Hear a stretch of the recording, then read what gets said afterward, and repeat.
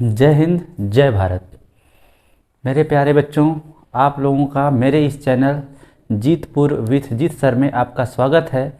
और मैं जीत सर आज आप लोगों को लेंस के बारे में बताऊंगा, जिससे कि क्या क्वेश्चन आता है और क्या क्वेश्चन नहीं आता है। कल हम लाइव आए थे, लेकिन कुछ कारण से मुझे पता ही नहीं चला कब वीडियो ब्लर हो गई, कब क्या हो गई, क्योंकि सिंगल थे, आगे से सामने देख नहीं पाए। तो उसी टॉपिक को हम फिर आज अपलोड कर दे रहे हैं ताकि आप लोगों को अच्छे से समझ में आ जाए। तो ज़रा ध्यान से समझिएगा। हम कल भी बताए थे और आज भी बता रहे हैं आपको कि जो लेंस होता है, इस टॉपिक से, जो लेंस है, इस टॉपिक से आपके कुछ थियरी बहुत अच्छी बनती हैं और कुछ न्यूमेरिकल भी बहुत अच्छे बनते हैं। तो सबसे पहले हम जानते हैं कि लेंस होता क्या है। ज़रा ध्यान समझिएगा कि लेंस होता क्या है। जैसे तो इसकी हम परिभाषा जानेंगे कि लेंस क्या होता है। कि लेंस एक ऐसा पारदर्शी समांग माध्यम है, पारदर्शी जिसे हम क्या करते हैं, आर पार देख सकते हैं, जिसे हम आर पार क्या कर सकते हैं, देख सकते हैं। तो लेंस एक ऐसा समांग पारदर्शी माध्यम है जो दो वक्र पृष्ठों से या एक वक्र पृष्ठ या एक समतल पृष्ठ से मिलकर के बना होता है। यह हो सकता है कि दोनों के दोनों वक्र हों, या हो सकता है कि एक वक्र हो और एक समतल हो, या ऐसा भी हो सकता है कि वक्र हो, एक उठा हो और एक दबा हो। तो अब हम वक्र मतलब समझ रहे हैं, देखिए इसे वक्र हो गया यह, तो ऐसा हो तो इससे हम कहते हैं लेंस। अब लेंस मुख्यतः दो प्रकार के होते हैं, जिसे कहते हैं हम लोग उत्तल लेंस और अवतल लेंस। तो उत्तल लेंस में भी प्रकार होते हैं। जैसे हम यहाँ क्या बोल रहे हैं आपसे बार बार, उत्तल लेंस। देखिए उत्तल लेंस के भी प्रकार होते हैं। पहला होता है आपका द्विउत्तल, और उसके बाद होता है एक समतल उत्तल। मतलब एक आपका एक समतल भाग रहेगा और दूसरा भाग रहेगा आपका उत्तल। ये हो सकता है, ये बात समझना। ये द्विउत्तल हो गया, एक समतल हो गया, एक वित्तल हो गया।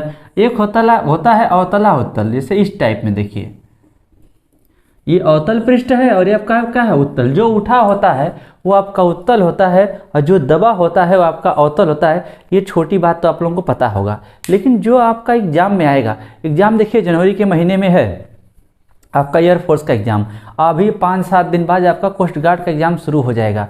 लेकिन हम लोग टारगेट कर रहे हैं, या हम लोग क्या, मैं टारगेट खुद कर रहा हूं कि आप लोगों को ऐसी छोटी छोटी टॉपिक पढ़ाऊं जो कि आपके एयरफोर्स में एकदम सटीक बैठ जाए। और आप लोग थोड़ा अच्छे से ध्यान दीजिए और उसको हम पढ़ाने की कोशिश करते हैं अपने तरफ से पूरी। बाकी आप लोग की मेहनत के ऊपर है कि आप लोग क्या करते हैं क्या नहीं करते हैं, वो तो जनवरी में पता चलेगा। अब ज़रा समझिए, ये हम समझते हैं लेंस। तो लेंस में होता क्या है, लेंस की फोकस दूरी होती है। जरा ध्यान से समझिए। जैसे आप यहाँ पे देख रहे हैं, लेंस निर्माता सूत्र यानी लेंस मेकर फार्मूला, जो हम कहते हैं लेंस मेकर का सूत्र। तो आपको इसको याद करना होगा कि 1/f = 1/f = n-1, और यहाँ पे हो जाएगा 1/r1 - 1/r2।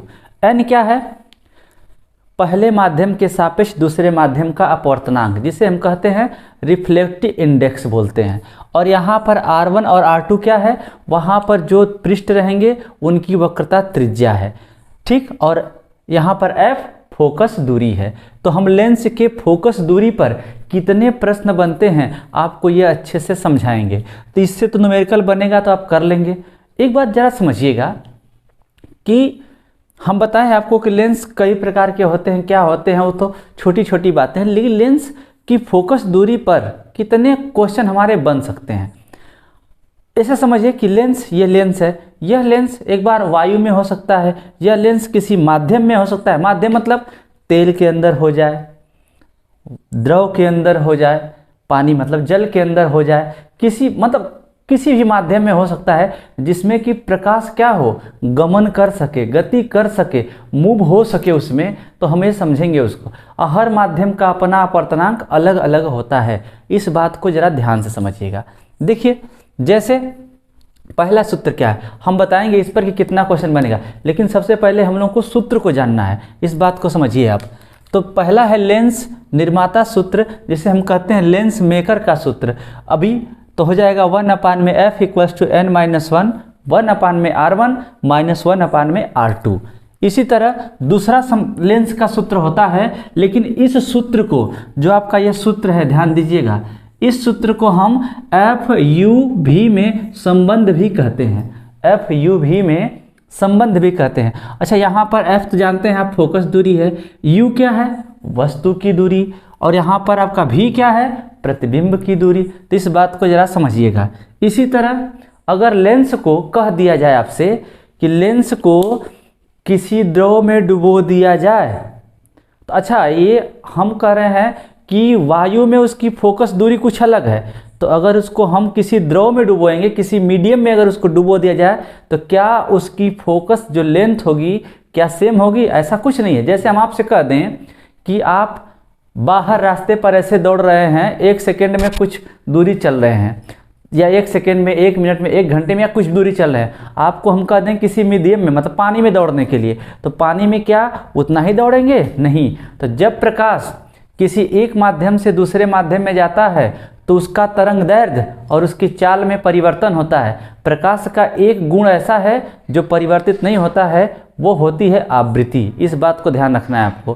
क्या बोले हम कि जब प्रकाश एक माध्यम से दूसरे माध्यम में जाता है तो उसके तरंग दैर्ध्य और उसकी चाल पर प्रभाव पड़ता है, परंतु उसकी आवृत्ति पर कोई प्रभाव नहीं पड़ता है। यानी वह 1 सेकेंड में अगर बाहर कुछ दूरी तय कर रहा है तो किसी माध्यम में जाएगा तो 100% फिक्स है कि उसकी दूरी कुछ न कुछ परिवर्तित होगी, जिससे कि उसकी चाल भी परिवर्तित होगी। तब क्या होगा, इस बात को हम यहाँ आपको समझा रहे हैं। जैसे क्या है, यहाँ देखिए, द्रव में, यहाँ पे लिखेंगे द्रव में लेंस को डुबोने पर, यहाँ पे लिखेंगे द्रव में लेंस को डुबोने पर उसकी प्रभावी फोकस दूरी क्या होगी?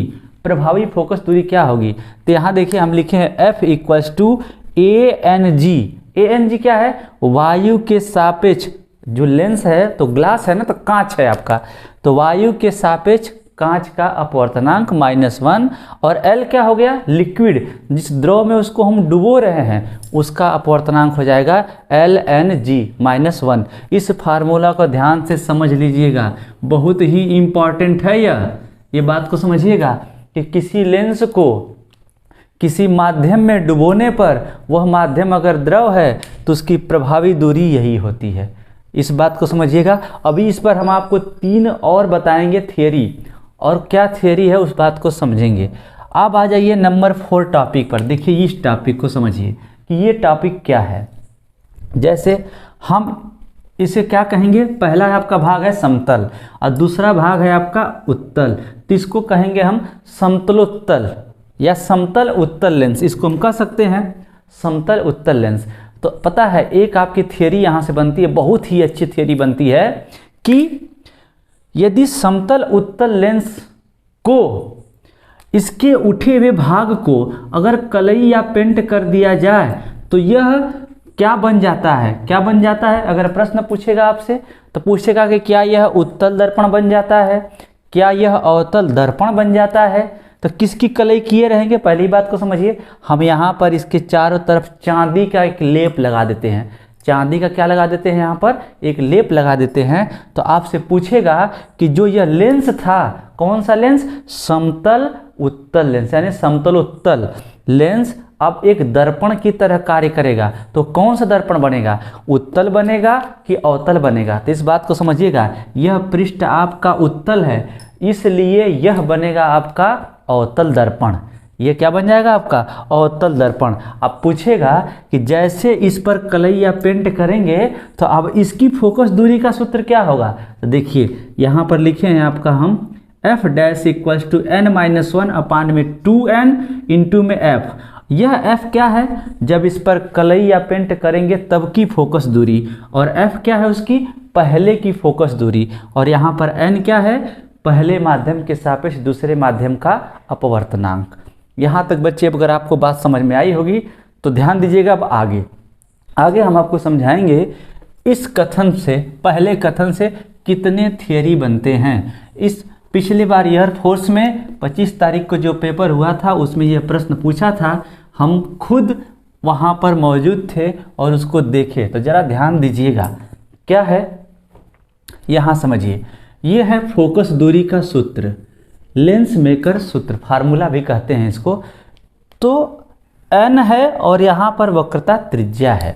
बात को समझिए, हम यहाँ पे क्या लिख रहे हैं, फार्मूला लिख रहे हैं। देखिए जो लिखा हुआ है, क्या लिखा हुआ है आपका 1 में f इक्वल्स टू में n-1, वहाँ पे है आपका 1 में r1 माइनस 1 में r2। n पहले माध्यम के सापेक्ष दूसरे माध्यम का अपवर्तनांक, r1 और r2 वक्रता त्रिज्याएं हैं। यानी यह फोकस दूरी अपवर्तनांक पर निर्भर करती है और यह फोकस दूरी पर भी निर्भर करती है। तो आखिर कैसे निर्भर करती है, इस बात को हम लोग समझेंगे। पहली बात, पहला कंडीशन, दूसरा कंडीशन और यहाँ पर तीसरा कंडीशन। बात को समझिएगा। जैसे अगर यह लेंस है, इस हम मार्कर को कुछ समय के लिए लेंस मानते हैं, इसको मान लेते हैं। जैसे हम x मानते हैं तो इसको भी मान लेते हैं, ठीक। वैसे तो x नाम की कोई चीज़ होती नहीं है, जो आपकी x है वो बात समझी लीजिए कि x नाम की कोई चीज़ नहीं होती है, दोबारा आती नहीं है, लेकिन हम मान लेते हैं और उसको हम लोग समझेंगे भी कैसे। देखिए जैसे 1, 2, 3 तीन टॉपिक बनती हैं इसमें। अगर लेंस को डुबोया जाए, यहाँ पर हम कह दिए कि लेंस को डुबोते हैं हम ऐसे पदार्थ में, जैसे लेंस मान लेते हैं कि हम उत्तल लेंस है, हम एक लेंस की बात कर रहे हैं उत्तल लेंस की। अगर उत्तल लेंस को हम किसी माध्यम में डुबो दें, किसी माध्यम में क्या किया जाए, डुबो दिया जाए, लेकिन उस माध्यम का अपवर्तनांक लेंस के अपवर्तनांक से कम हो, तो देखिए हम यहाँ पर क्या लिख रहे हैं, आपका यहाँ लिख रहे हैं कि अपवर्तनांक हम किस दर्शा रहे हैं, n से। तो यहाँ पर लिखने n l मतलब हो जाएगा लेंस का बड़ा हो, किससे, n स्मॉल l मतलब हो जाएगा आपका लिक्विड मतलब द्रव। अगर द्रव के अपवर्तनांक से लेंस का अपवर्तनांक अगर ज़्यादा हो तो क्या होता है उस कंडीशन में, उस कंडीशन में होता है कि जो लेंस की फोकस दूरी होती है, फोकल डिस्टेंस होती है, वो बढ़ जाती है। इस बात को ध्यान दीजिएगा, बढ़ जाती है और इसके प्रकृति पर कोई, इसके नेचर पर कोई इफेक्ट नहीं पड़ता है। यानी अगर वह आपका उत्तल लेंस है तो वो आपका उत्तल लेंस ही रहेगा, ये नहीं कि आपका अवतल लेंस हो जाएगा। लेकिन होगा क्या, उसमें जब डालेंगे तो उस लेंस की फोकस दूरी क्या होगी, बढ़ जाएगी। दूसरा condition, NL is less than NL, तब कंडीशन क्या बनेगा आपका, देखिए इस कंडीशन में जबकि लेंस का रिफ्लेक्टिव इंडेक्स यानी आपका अपवर्तनांक उस लिक्विड के रिफ्लेक्टिव इंडेक्स से क्या हो, कम हो, उस कंडीशन में लेंस की फोकस दूरी घट जाती है तथा उस लेंस का नेचर भी बदल जाता है। लेंस का नेचर बदलने का मतलब कि अगर वह आपका उत्तल है तो अवतल बन जाएगा और अवतल है तो आपका वो उत्तल बन जाएगा।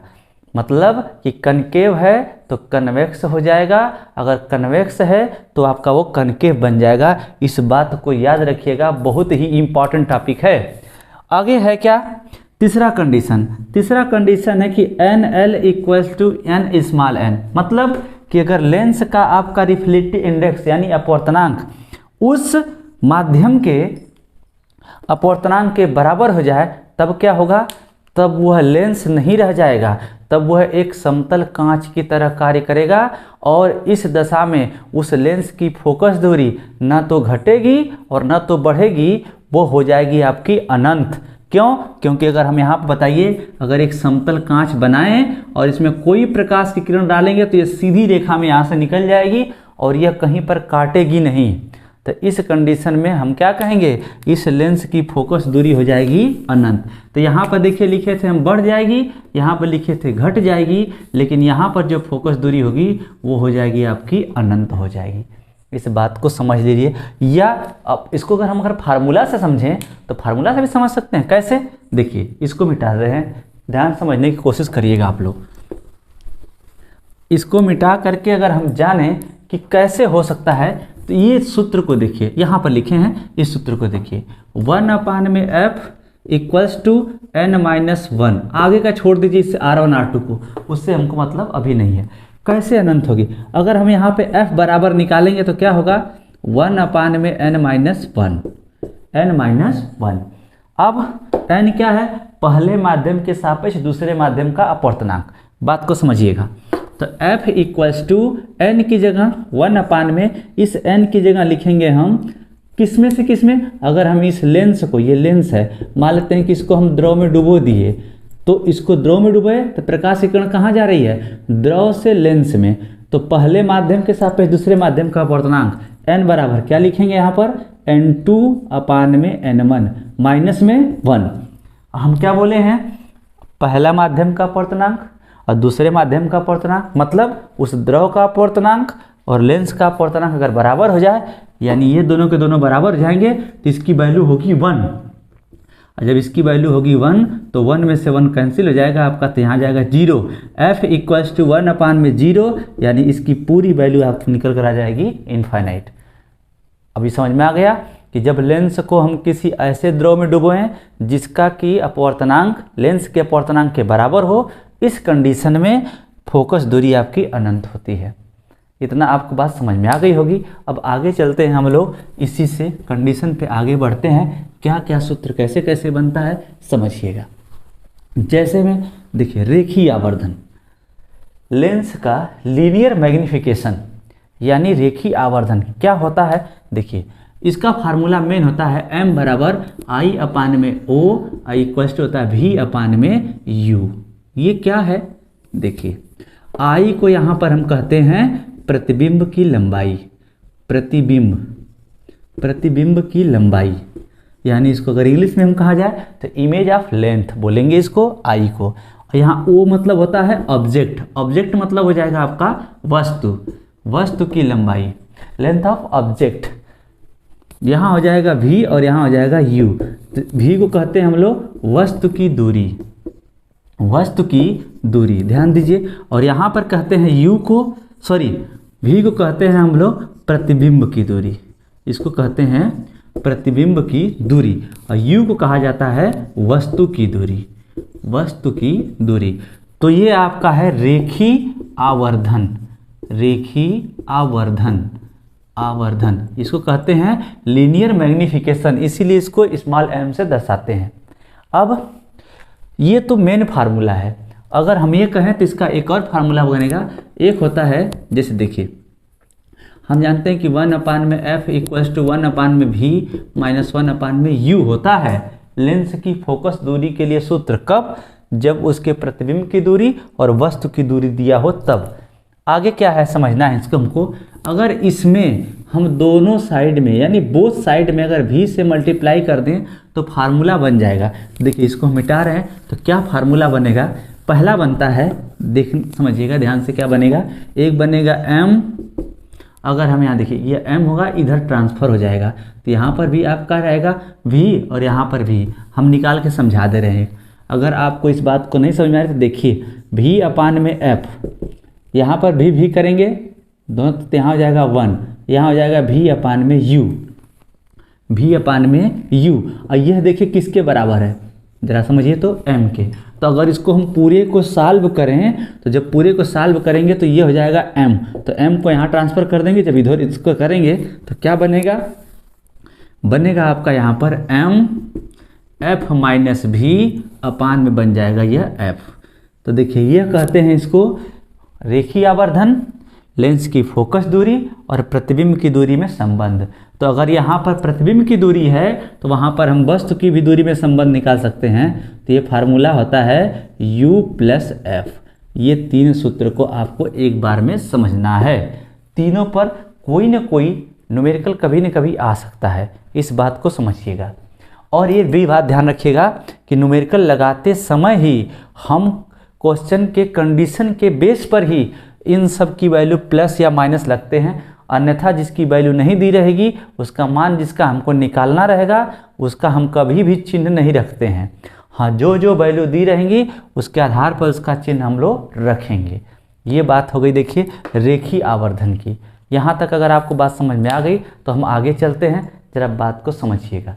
देखिए आगे एक होता है आपका, इसके आधार आगे होता है, जैसे में देखिएगा कि दो लेंस अगर एक दूसरे को स्पर्श करा के, टच करा के टेंजेंटियल रखे हों तब क्या होगा, जैसे ये समझिए कि एक लेंस यह है और एक लेंस यह है, और दोनों को हम लोग टच करा करके एक दूसरे के पास रखे हैं, और इस लेंस की फोकस दूरी है f1 और इस लेंस की फोकस दूरी है f2।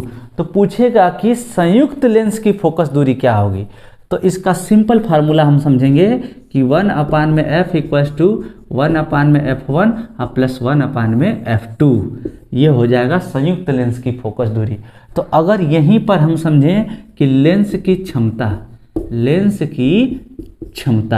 तो लेंस की क्षमता फोकस दूरी के व्युत्क्रम के बराबर होती है। P बराबर होता है 1/f, P equals to 1/f। तो यहाँ पर f मीटर में होता है, अगर यही सेंटीमीटर में हो जाएगा तो इसको 100/f कर देंगे, ये सेंटीमीटर में हो जाएगा।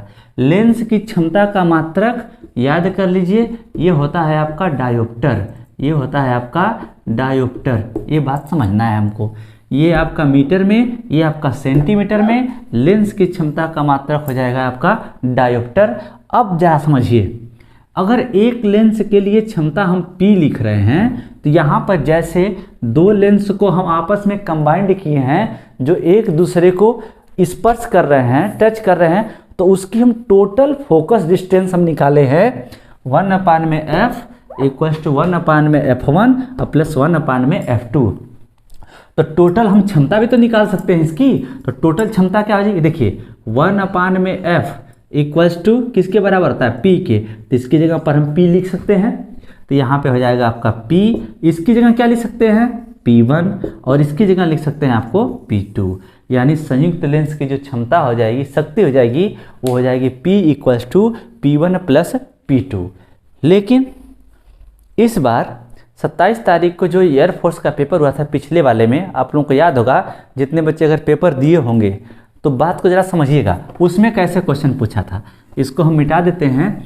तो उसमें कैसे क्वेश्चन पूछा था कि संयुक्त लेंस की फोकस दूरी तो सबको याद है कि जैसे एक दूसरे से अगर वो टच होते हैं तो हम लोग निकाल लेते हैं, लेकिन वो क्या पूछा था कि वो लेंस एक दूसरे को टच ना हो, वह लेंस एक दूसरे से x डिस्टेंस पर हो, तो उसकी फोकस दूरी क्या होगी। तो उसको बताने के लिए जरा ध्यान समझिएगा, क्या हो जाएगी उसकी फोकस दूरी, तो उसकी फोकस दूरी जाती है क्या, जैसे ये देखिए, ये लेंस है पहला और यहाँ पर है आपका दूसरा लेंस, तो ये लेंस है L1 और ये लेंस है L2, जिसकी फोकस दूरी है F1 और F2, और इस लेंस के बीच का डिस्टेंस यहाँ से यहाँ तक x दे दिया है, x दे दिया है। अब पूछेगा कि इसकी फोकस डिस्टेंस क्या होगी, तो ज़रा बात को ध्यान से समझिएगा आप लोग कि इसकी फोकस डिस्टेंस का फार्मूला होता है 1/f equals to 1/f1 1/f2 minus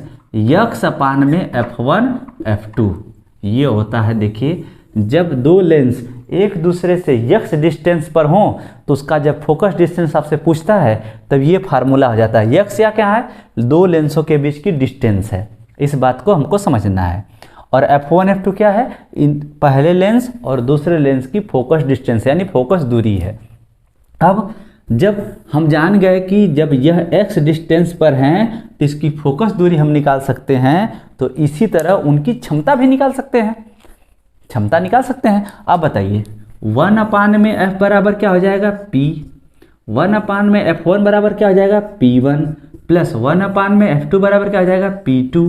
अब आ जाइए यहाँ पर, तो देखिए यहाँ पर 1/f1 है तो लिखेंगे इसको हम P1, 1/f2 है तो लिखेंगे P2, और यहाँ पे क्या हो गया x। तो अगर कोई भी लेंस अगर x डिस्टेंस पर है तो उसकी अगर क्षमता पूछता है, पावर पूछता है, तो हो जाएगा P equals to P1 plus P2 minus P1 into P2 into में x क्या है, बार बार बोल रहे हैं, दोनों लेंसों के बीच की डिस्टेंस है। तो इस बात को आप लोग समझेंगे अच्छे से। इतना देखिए, ये टॉपिक आपकी लेंस की है, केवल लेंस पर है। और बाकी सब लेंस पे होते हैं, लेकिन ज़्यादा ज़रूरी आपको इसको समझना है। एक और हम बता देते हैं आपको कि हमेशा ये ध्यान रखिएगा, उत्तल लेंस की जो फोकस डिस्टेंस होती है हमेशा आप पॉजिटिव लेंगे, और अवतल लेंस हमेशा क्या लेंगे आप लोग, निगेटिव लेंगे। अवतल लेंस हमेशा आप लोग लेंगे निगेटिव। और उत्तल लेंस प्रकाश के किरणों को किसी बिंदु पर क्या करता है, एकत्रित करने का प्रयास करता है, एक बिंदु पर लाने का प्रयास करता है, इसलिए इसे हम अभिसारी लेंस भी कहते हैं, अभिसारी लेंस भी कहते हैं, अभिसारी लेंस। और इसको हम, यह प्रकाश की किरणों को प्रसारित करता है, फैलाता है, इसलिए हम इसे अपसारी लेंस कहते हैं, अपसारी लेंस कहते हैं, अपसारी लेंस कहते हैं।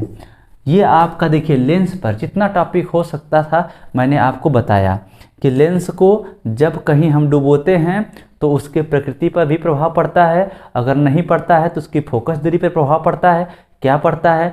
और बताए कि जब प्रकाश की किरण किसी एक माध्यम से दूसरे माध्यम में जाती है तो वह अपने मार्ग से विचलित हो जाती है। ये आपका देखिए लेंस के आधारित पर है क्वेश्चन जितने भी हैं। हमारी आंखों में कौन सा लेंस है, उत्तल लेंस है। अब जानते हैं यहाँ आज मोबाइल से देखिए कितने लोग फोटो खींच रहे हैं, है कि नहीं, कितना क्या क्या आ गया, स्नैपचैट आ गया, क्या क्या 110 GB 114 GB इतना ही है। लेकिन हमारे जानते हैं आंखों का पिक्सल लेवल कई गुना है, कई गुना। 5-10 मोबाइल अगर मिलेंगी तो हम लोग की आंखों का उतनी पिक्सल लेवल कहते हैं 110 मेगापिक्सल 120 में, अरे क्या है, कुछ नहीं है। अब 576 मेगापिक्सल हम लोग की आंखों की है, यानी हम अपने अंगी आंखों से जिस तरफ से देख सकते हैं, जो तस्वीर देख सकते हैं, कभी भी मोबाइल से नहीं देख सकते। इस बात को आप लोग ध्यान समझिएगा। कभी हमारी आँख क्या एक प्रकाशिक यंत्र है, तो है। आप बोलेंगे कि हाँ हमारी आँख एक प्रकाशिक यंत्र है। यह भी क्या करती है, यह सभी वस्तुओं का अलग अलग प्रतिबिंब प्राप्त करती है। कब, जब वस्तु बहुत पास पास हों। इस बात को समझिएगा। पूछे कि क्या आपकी आँख एक प्रकाशिक यंत्र की तरह कार्य करती है, तो बताएंगे कि हाँ। और एक सबसे बड़ी बात समझिए, आप सुने होंगे पहले के बड़े बुजुर्ग चाहे कोई कुछ भी प्रश्न पूछता है कि एक आँख से आप जितना देखते हैं 2 आँख से क्या उतना ही देखेंगे, उससे कम देखेंगे, उससे ज़्यादा देखेंगे। तो यहाँ हमको 2 बातें समझनी है। अगर पूछे कि आप एक आँख से जितनी दूर देखते हैं क्या 2 आँख से उतनी ही दूर देखेंगे, तो ये सत्य है। लेकिन अगर आपसे यह पूछे कि आप एक आँख से जितना देख सकते हैं 2 आँख से भी उतना ही देखेंगे, तो ये चीज़ गलत है। क्योंकि हमारी आंखों पर बना दर्शन कोण, एक से बना दर्शन कोण कितना दूर बन रहा है, और हमारी दूसरी आंख से बना कितना दर्शन कोण, दोनों को जोड़ देंगे तो वहां पर आकार परिवर्तित हो जाता है। आप एक आंख अगर ये बंद करेंगे तो इस साइड की कुछ चीज़ें हमें नहीं दिखाई देंगी जो इस आंख दिखाएं, लेकिन दूर की बात, स्वस्थ मनुष्य के लिए दूर की बात दोनों सेम होती है। ये बात आप ध्यान दीजिएगा। तो इस कहावत को भूल जाइए कि जो एक आंख से इतना देखा उतना 2 आंख से दिखता है, नहीं, ऐसा कुछ नहीं होता है। आगे हम समझेंगे इसी चैप्टर में, कड़ी में लेंस आ गया। लेंस के बाद कभी कभी कुछ आता है तो इसमें प्रकाश के ध्रुवण घटना से, विवर्तन से, व्यतिकरण से, इन सब से कुछ न कुछ जरूर क्वेश्चन बनते रहते हैं। इसको आपको हम बताएंगे। लेकिन मेरी अगली टॉपिक होगी जो सबसे अच्छी टॉपिक है, जहाँ से सबसे अधिक ज़्यादा क्वेश्चन बनते हैं, वो है आपके प्रिज्म। तो अब नेक्स्ट वीडियो में आप लोगों को बताएंगे हम प्रिज्म कि प्रिज्म पर डिपेंड कैसे क्वेश्चन बनते हैं उसमें, क्योंकि रंगों का वहाँ पर अनेक प्रकार का घटनाएं होंगी, क्या होती हैं, कैसे होती हैं, वहीं पर पूछता है आपका प्रिज्म। पतला प्रिज्म होगा तो क्या होगा, मोटा प्रिज्म होगा तो क्या होगा। तो नेक्स्ट वीडियो हम जो बताएंगे आपका, वो बनाएंगे प्रिज्म पर। और मैथ में आपको हम कोनिक सेक्शन से कुछ इंपॉर्टेंट चीज़ बताने वाले हैं जो ट्रिकी होगा, जो आपके एयरफोर्स के लिए या NDA के लिए। मान लेते हैं कि इसमें तो उतने क्वेश्चन नहीं आते हैं कोनिक सेक्शन से, जो कोस्ट गार्ड का आपका एग्ज़ाम होने वाला है, लेकिन अगले 2 महीने में जो एग्ज़ाम होने वाले हैं उसके लिए आपका इम्पॉर्टेंट होगा। तो बच्चों आज के लिए बस इतना ही। जय हिंद, जय भारत।